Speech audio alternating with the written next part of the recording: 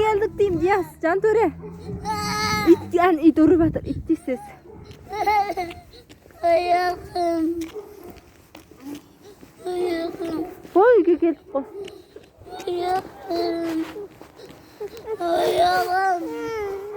Ayağım. Ayağım.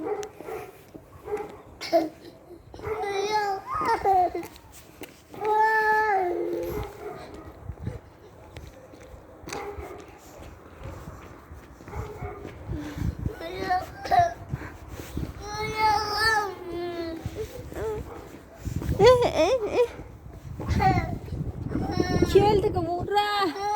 Aşağı yesikse. Gel mene kırdık uyga. Kır Diyaz. Kırsıyık olsa it geladır it. Davay kırdır. Mama.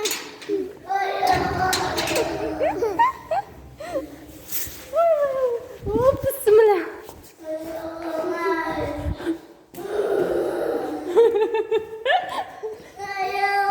Geldik uyga.